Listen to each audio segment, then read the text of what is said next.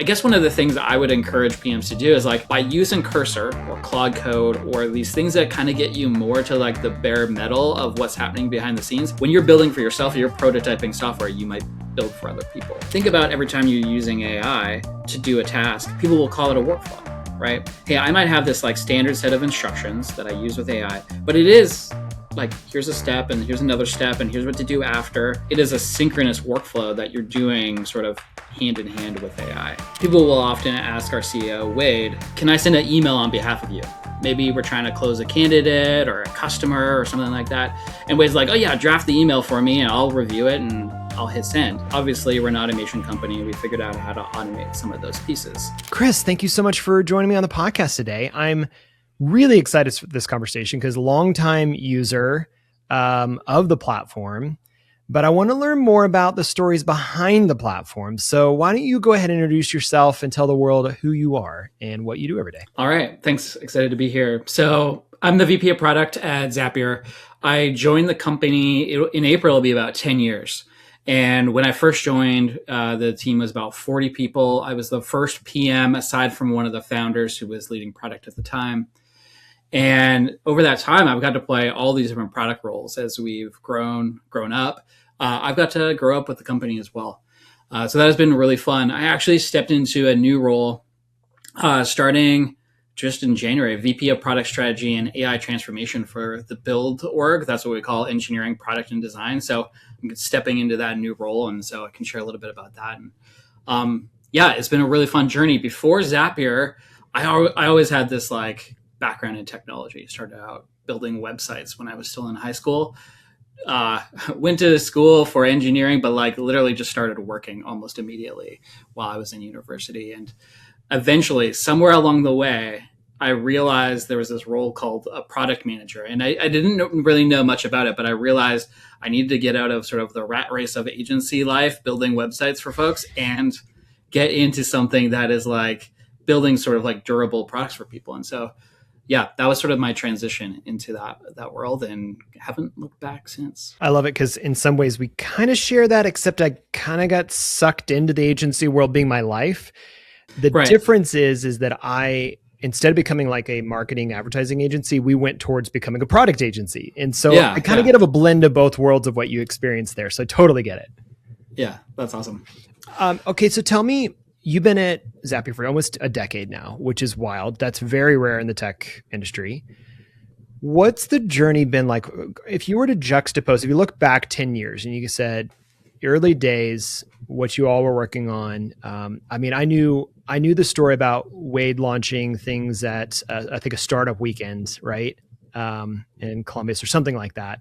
This idea for this automation platform. How would you juxtapose the world of Chris day one at Zapier to new VP of, you had a longer title, VP of Product and AI Innovation. VP of Product Strategy. Yeah. There you go. But AI is now, I mean, like we can't ignore it. Like it's a huge position for the company. But how do you juxtapose the world that you day one versus where you are now? Yeah. Oh, well, I was just thinking about this concept of the fundamental attribution error. All of the good things that happen in our life, we think, oh, we must have made a good choice. That must have been all me. And then all of the bad things, oh, that must have been. And so when I think about joining Zapier, it's like, I think I got just really lucky, to be honest. Joining a company that had really strong values that aligned with the things that I cared deeply about. Yeah. And, there's a bunch we could talk about there, but one that is sort of like an unstated value that has just been over there is embracing change. And so I think that's something that I'm just really proud of the company for doing, is like every moment where there's been something disruptive, whether that's coming from customers, coming from the market, we don't think, oh gosh, how do we make the existing thing survive? We think, if somebody's going to disrupt us, let it be us. Let us like lean into that. And so, probably one of the most pivotal moments in Zapier's history over the last 10 years was this moment around GPT-3 comes out. Everybody's using ChatGPT. And honestly, our founders were like deep into it already at that point. We were like highly aware of everything that was coming. But it was this moment for the entire company where we called the code red. Our CEO called the code red and said, like, look, we can't just like business as normal this thing. We have to go and stop what we're doing and like rethink the fundamentals. So that was a pretty fundamental moment. And a lot of products that exist today came out of that moment. Hackathons or like time where we just said, hey, let's just go reinvent what Zapier is. So that was at that code red moment, I know that Zapier has such a great reputation. I don't want to spend too long here because I think culture can be an overused conversation, but how did the culture respond to the code red moment? Meaning like, that can be terrifying. I mean, Crema's had to have moments like that, right? Even as an agency, as a service provider.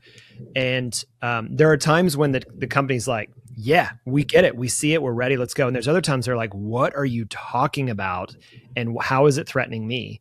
Like, how is the environment inside the organization ready for this pivotal, massive change, really, potentially? Yeah. I mean, I think you get a whole range of responses to that, excitement on one end, fear on the other. And I think even if we're honest, internally as leaders, you're going to experience the range of emotions. Like one day it's going to be fear and what is happening and how do I keep up with this? And the other day it's going to be, wow, what an exciting time to be alive and be in the opportunity, be in the space that we're in to go sort of like shape products that are going to change how people get work done. Yeah, that's awesome. Okay, so you are uniquely in the middle of it. I mean, Zapier is one of the top companies that's being referenced, especially when you think about this kind of use of AI.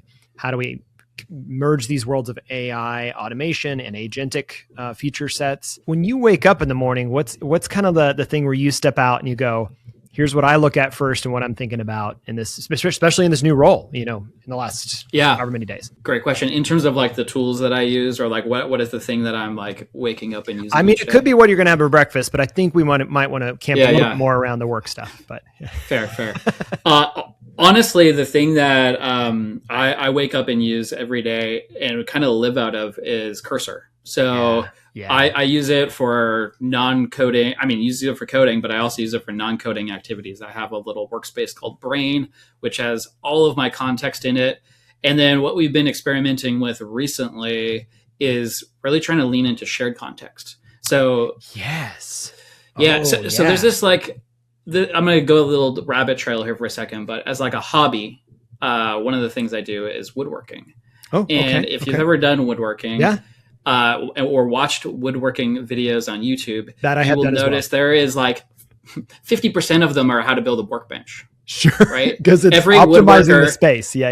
Every woodworker like builds their own workbench. It's like one of the first projects you do.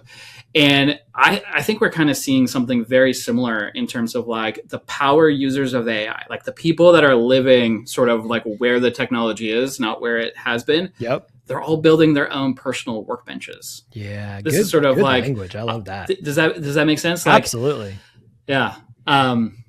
So it's really like opening up that workbench, and like the workbench does things for me, like creates my daily brief. Like, who am I going to meet with today? Does a bit of research on them, prep work, connected to all the tools I use. Right? So, like super simple use case, but that would be one of the first things I go and do. I think it's super relevant though, because I think that people, it's very difficult right now because we're in this time where the volume of innovation that's happening is like nothing like we've seen in a long time, at least.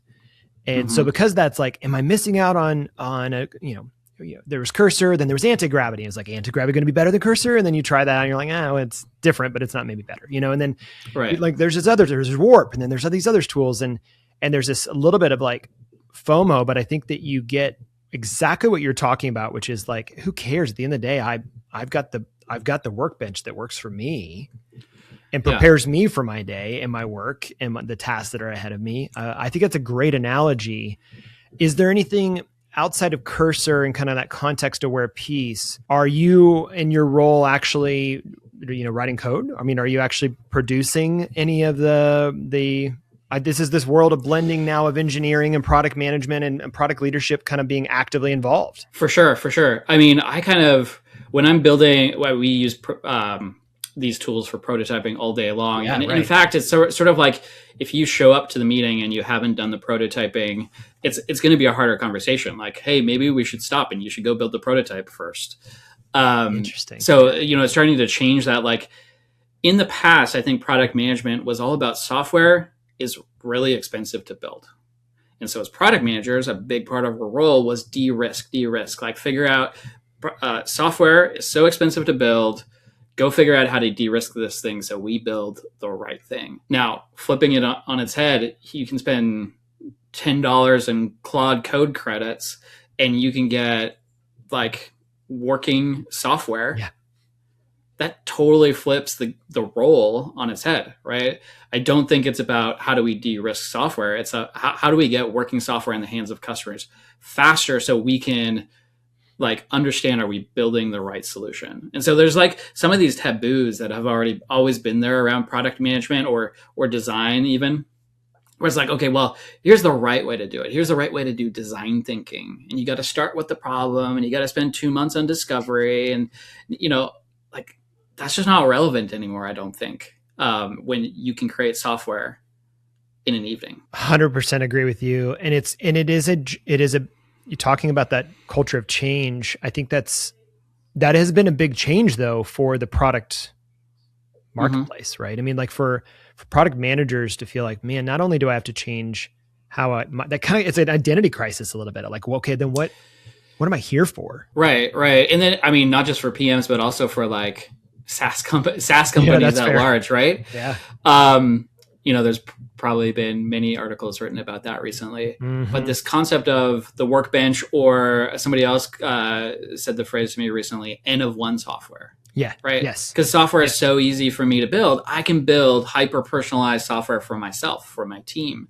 And especially for N of one software, for when I'm building it for myself, it's, I guess one of the things I would encourage PMs to do is like, you can, by using Cursor or Claude Code or these things that kind of get you more to like the bare metal of what's happening behind the scenes, when you're building for yourself, you're prototyping software you might build for other people, if that makes sense. Like, right. And so I think there's like this other part of like using the software day in and a day out, kind of closer to where the models are a little bit raw in form, right? Like, yep. Some of these products, they just abstract away all of the details, which is probably fine for a lot of users. But for PMs, I think you have to use software that doesn't abstract all those details so you can understand sort of the under the hood what's actually happening, if that makes sense. You mentioned something earlier, and I'm kind of curious because it kind of goes that, in a one, it's the idea of shared context was interesting. I think that's the language you used. Mm-hmm. Yeah. As we've gone down the path of the potential of what you can build, with your own agent or with your own LLM, whether that's in Cursor using, the latest model, or it's in Claude Code or whatever you're using.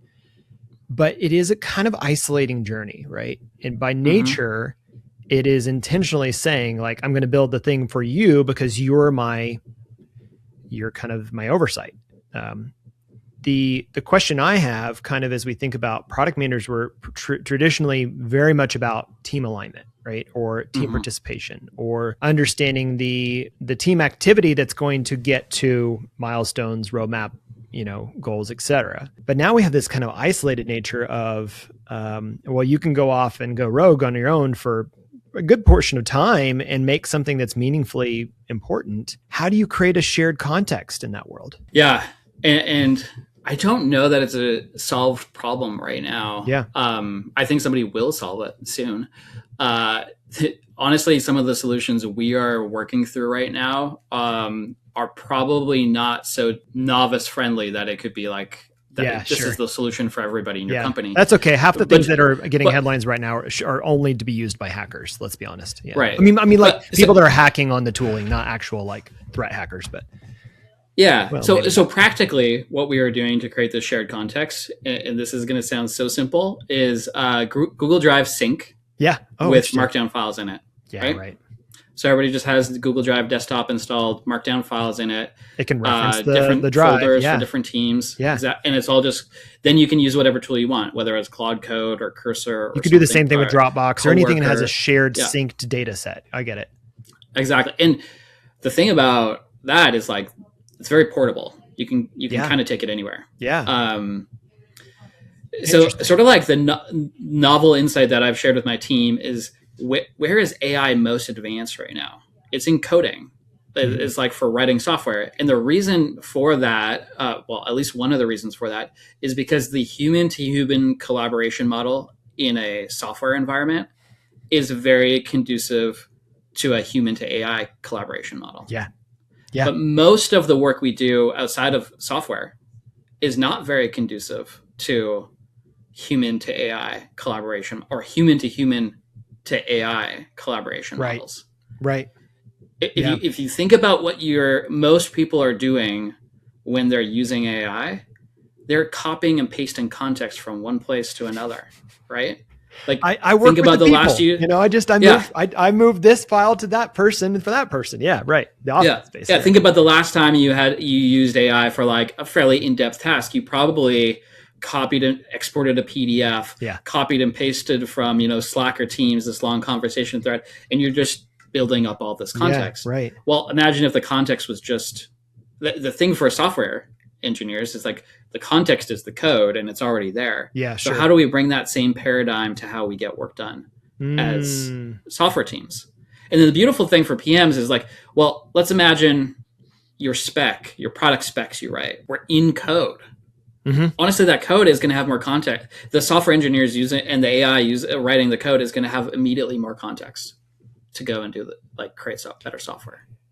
What a weird time to be alive. That's awesome. I love the simplicity of that and also like the scalability really of that. How does that apply then to when you're thinking about the prioritization and future development of the tools that you're building? So obviously the tools that you have out in the marketplace can serve and they're relatively industry agnostic, right? You're a general purpose tool for a lot of different industries. I know many of our clients use it. We use it. Yeah. I'm curious then, how do you think about the context of which you're building out these new feature sets in a world that is thinking maybe like you mentioned that might be the nerdier level of how people get things done. And so you kind of have to meet the common denominator of the everyday user. Yeah. How are you thinking that as you're applying to new feature sets? Yeah, a great question. So maybe helpful just to take a little bit of a step back and think about like what automation has meant and what it means going forward. So great.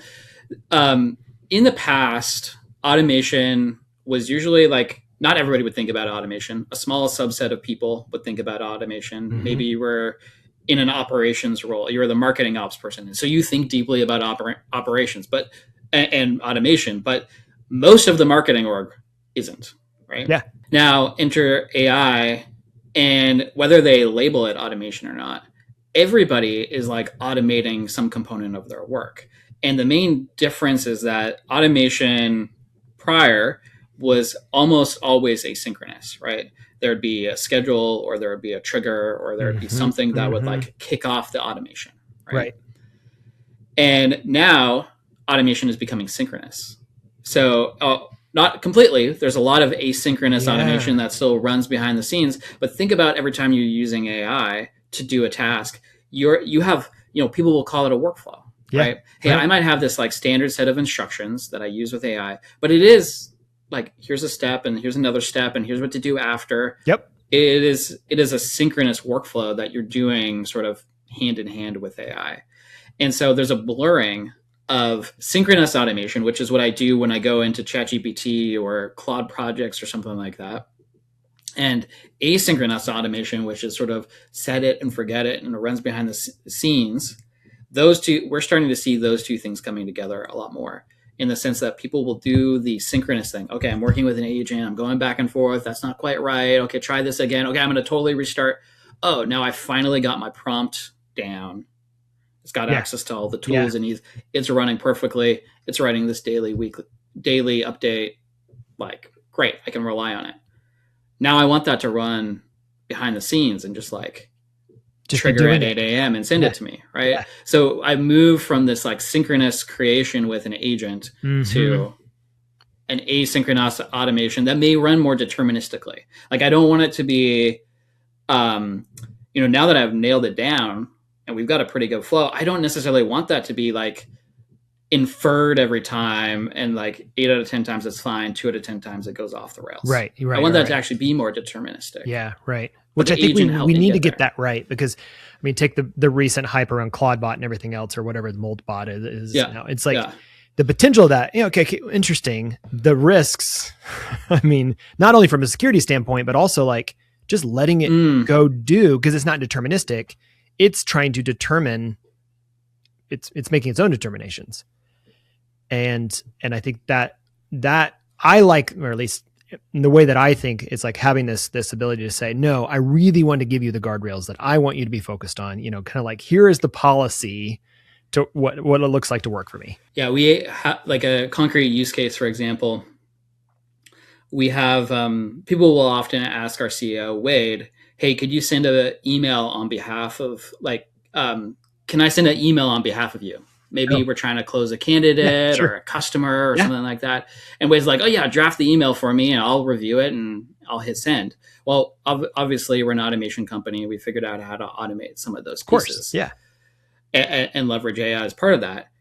Now, there's certain things you would want to be able to do. Like you want to be able to draft the email. You'd want to get tone feedback on the email. You'd want all that stuff. Yeah, but there's certain things you would not want the agent to do, which is just like go in and send the email. Yeah, right? exactly. So there's sort of permissions that need to be built into tasks like that. Yeah. That's a big thing we're seeing in sort of organizations of like, hey, we want to enable the organization to do this, but we somehow need like a set of guardrails that can make sure that it's not doing things we don't want it to do, or people aren't doing things we don't want them to do with AI. I'm kind of curious, in seeing Zapier's development over the years, there's been a number of different features that have been added, whether it's the, kind of database or the tables features, the obviously Zaps and workflows. You've integrated with every tool that at least we use. There's very rarely that I come across something that you don't have, API integration to it at this point. As the product has gotten bigger and more complex, do you see AI, or the movement into where AI is giving us this promise, do you see it collapsing that, or do you see it like giving you the permission to just go like even bigger? Yeah, that's a great question. I think there's ebbs and flow, at least the way I think about it in terms of Zapier is there's ebbs and flows into our product discovery and then product consolidation.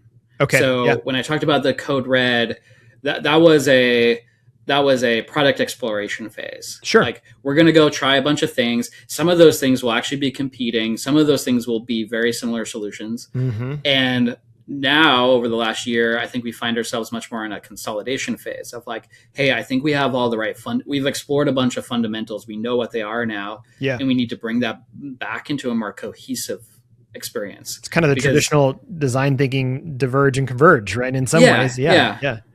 Because I think from a user's perspective, anything you do that causes the user to make a choice, like a one-way door choice. Yeah. Hey, I'm going to use this product over that product. I'm going to go down this path rather than that path.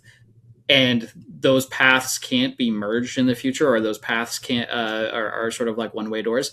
That's going to create a subpar user experience. Yeah, that's a good point. And so we need to go back and basically, consolidate those paths. So a user can delay as long as possible choices, essentially. As this change has taken place, or maybe post code red, did it change the dynamics of the way that you structure your product teams? Yeah, certainly. I mean, one thing we've gone back and forth on is how do you think about AI focused teams? Mm-hmm. And do you put them in a center of excellence where you have like one grouping of teams that are all hyper focused on AI products, or do you try to diffuse that across the company? Yeah. And I think we've kind of gone through a couple of waves, just depending on what the strategic initiatives are at any point in time. So like that's one key thing. I think another is just looking at roles, right? The way I kind of think about it, between like design and product and engineering, the roles are blurring a little bit. Yeah, sure. But there's this concept of T-shaped skills. It's not a new concept, been around a long time. Yeah.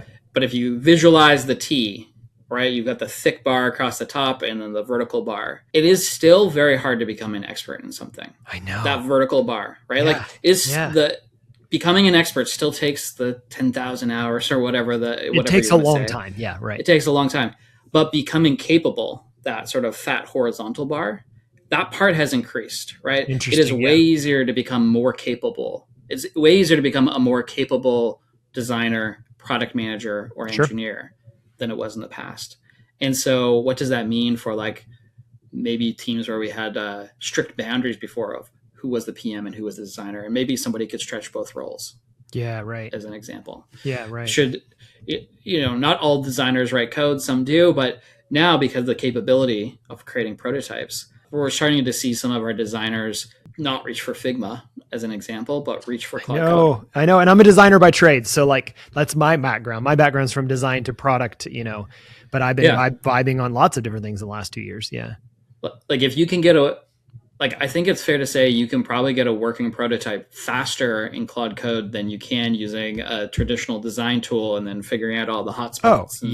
How to wire it all up, right? Now, I think the polish, I still think, in my opinion, at least at this current moment in time. So when you're listening to this, drop a comment that we're wrong now, but is that AI doesn't have the level of unique polish, meaning like it will do things that are, again, common denominator. So everything looks like Tailwind, right? Everything looks like whatever.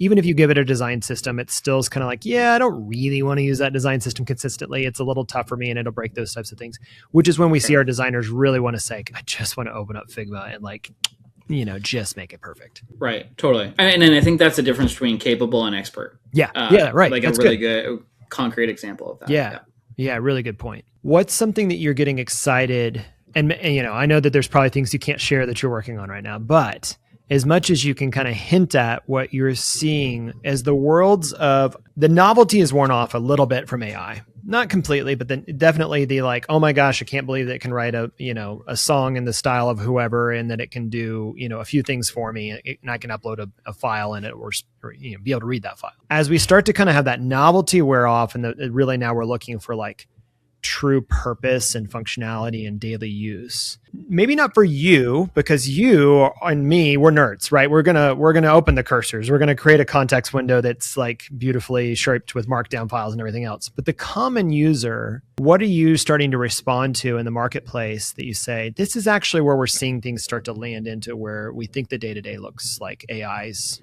true function? Because you're such a practical company in the tool that you've built. Well, I will give you a hint. I think this whole podcast has been a little bit of a hint so far as to some of the things that we're thinking about exploring. All right. Maybe something I can talk a little bit more concrete about is the way that automations get built. Right now, if you're familiar with Zapier, you have to go into what we call the editor, which is a point and click. It's meant to be as easy as possible. Canvas-based layout, but it's very much like node line kind of experience. Yeah. Yeah. And you don't have to know coding. You just have to know, you have to understand your process and be able to know how to map that to the UI essentially. But there's still this one of the trickiest concepts in building a Zap that we have never made as easy as I would like us to have made it, is this idea of field mapping. You have a trigger, it gets a bunch of data in, and then subsequent actions, you need to map the data. That's right. In the next, it's a pretty foreign concept for a lot of people. Yeah, because people aren't always thinking about the level of filtering that's happening in the third-party tool. Exactly. Right. Yeah, and I just think this like idea of field mapping is maybe for folks that are like highly familiar with automation and software. Yeah. Like pretty natural, but for many people who aren't, it's just a whole new concept. My wife I've had her try to use Zapier and she's like, I don't know what this is. For that, right. She's a nurse. For that, right. Yeah. So there's something interesting we're exploring, and the way I would sort of describe the outcome is today we've made it as easy to configure automation as possible. But what if you never had to configure automation? Right. I've hinted at people that this is where I think Zapier should go. So I love this. This is great. Yeah. So I think that's like a big area of exploration for us right now. And then to take that further, once you've built the automation, the other sort of like hard, painful thing is that automation, inevitably is going to hit an error.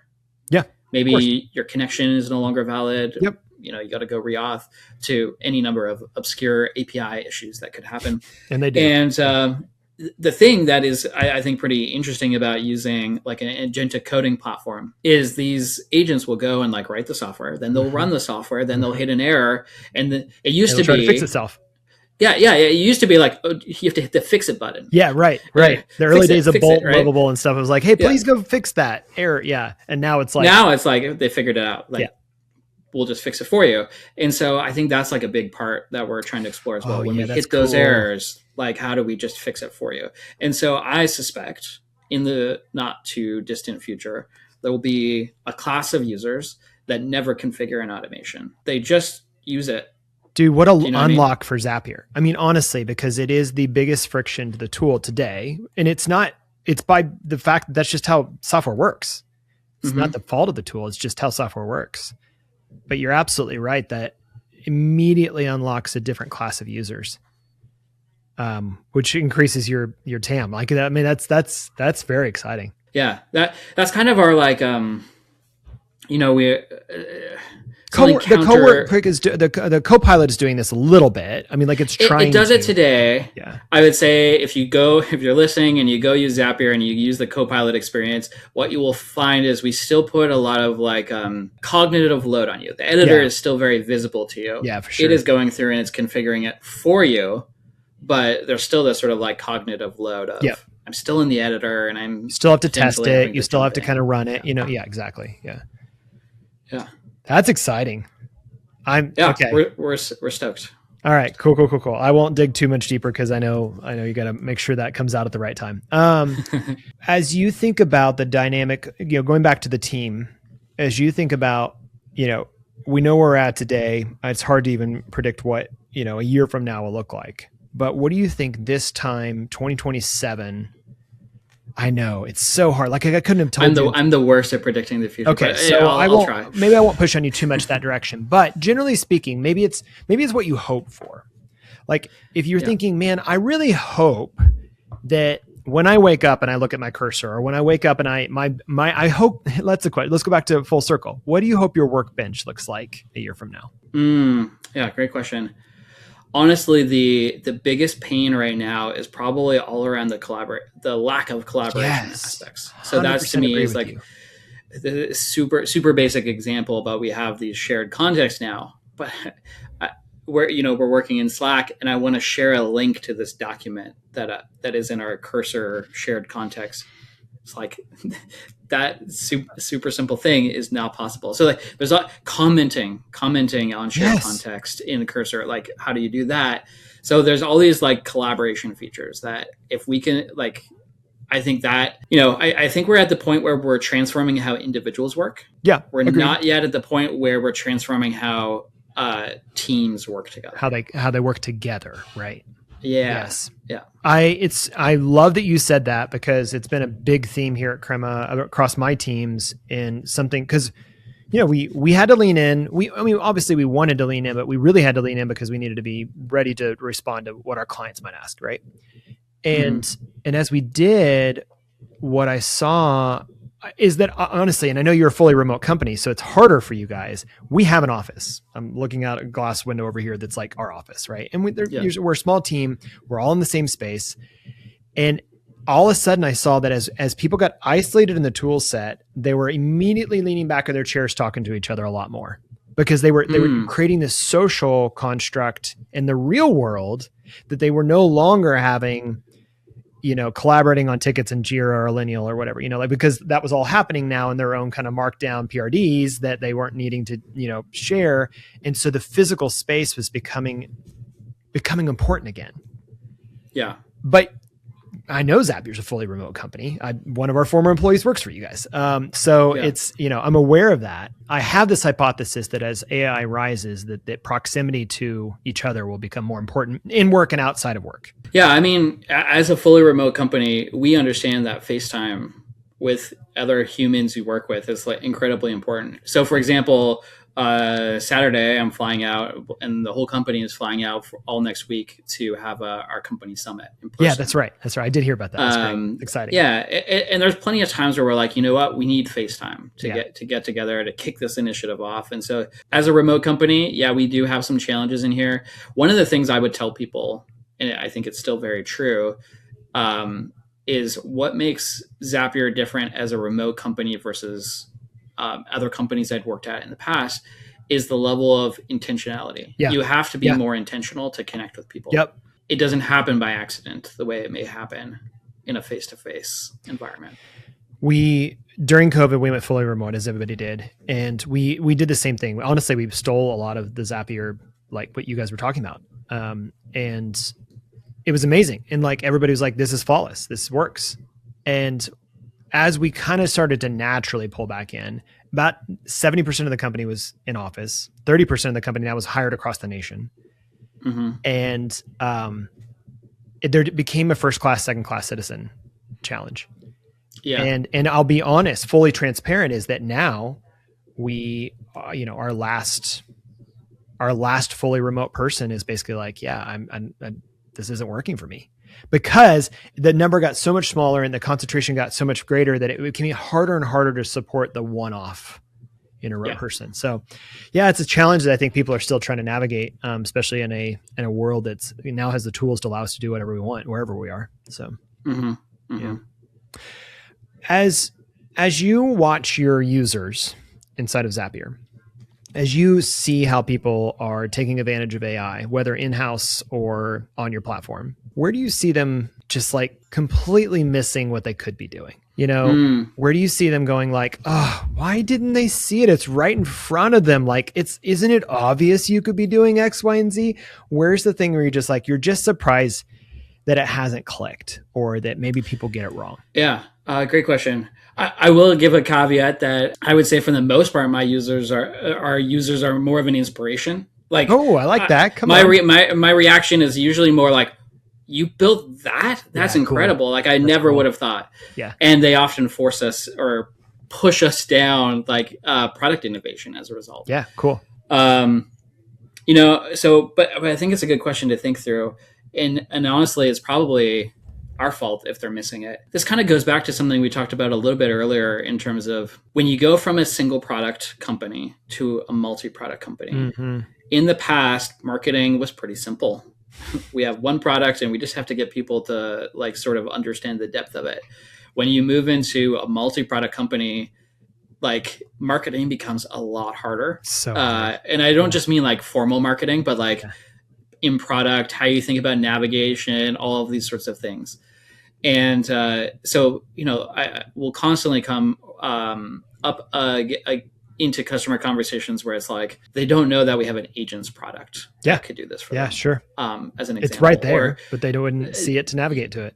Yeah, so it is mostly this things where it's like, oh, you're taking the hard path to solve this problem when there's like this easier path we invented over here. Mm-hmm. And honestly, it's probably on us just not being as good as we could be at marketing. I think probably the biggest thing I would say, just like what are people missing, is, again, it goes back to this thing you said around if we're using AI to write, summarize, like these are all like helpful productivity gains, but it's not where the like real benefit is. Like if that's still where you are in terms of how you're using AI, I think they're figuring out how to have AI connected to your tools, especially agents connected to your tools. Then you're going to start to feel like, oh, I actually don't have like a writing coach. I have a AI teammate who can like do work on my behalf. Yeah. Right. Yeah. My workbench looks like 3 or 4 agent sessions at any given time doing different tasks for me. Maybe I'm multitasking on different projects. And because it takes a little bit of time for them to go off and do something,